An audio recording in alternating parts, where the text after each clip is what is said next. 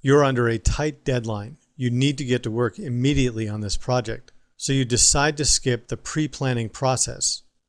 You might think that's a good idea, right? Not at all. You absolutely need to pre-plan your production in as much detail as you possibly can and communicate that to the client and your other team members. This also provides a way to have your clients sign off on the pre-planning portion of your production. One typical technique for pre-planning is called storyboarding. This comes from the film and feature animation industry. Essentially, a storyboard is a series of panels put together to create a graphical description of what your final production will look like. Storyboarding provides a visualization of the story you are telling in your production. The storyboard is usually created in sketch format. It can be very detailed color drawings, a series of watercolor paintings, or it can be extremely simple and look like a series of stick figure sketches. You'll need to determine what's going to work best for both you and your client for the particular production you're working on. The most important thing is that you do not skip this step in the process.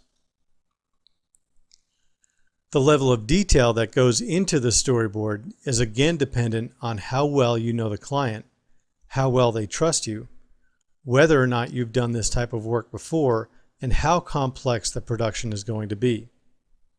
One level of detail in the storyboarding process might be a couple of sketches of keyframe information. Essentially, you'll describe in visual format what happens in each scene and in what sequence. You'll learn some of the terminology as we get a little further into the process. You may also have other information within a storyboard frame. You may have camera information, color and material information in the storyboard panel. You may have cues for animations within each storyboard panel. Is an object going to rotate a little bit at some point? It's these sorts of things that you'll need to determine whether or not they need to be in the storyboard. Keep in mind, do not skip on information that will help communicate your idea to your client. Another very important aspect to understand at the very beginning of the pre-planning process is how you will output your final result. Will the final product go to video? Will it go to still images for print or web? If you're going out to print or web, you need to know the file type and you need to know the resolution. Very high resolution images can take a very long time to render. So you need to know ahead of time if you need a high resolution image. If you're going out to animation, you add more complexity to the process of output. So it becomes even more important to understand the process. One option for animations is the codec or compressor-decompressor.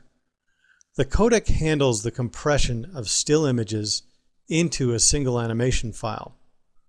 You need to understand whether or not your client has the ability to read the file that you create and whether the quality is high enough for your needs. Are you going to the web for a small animation, or are you going to do high resolution animation for high definition video? All of these aspects need to be evaluated and agreed upon before you start any content creation for your production. Keep in mind, do not skip the pre-planning stage, but make it an appropriate level of detail for the size and scope of your animation production.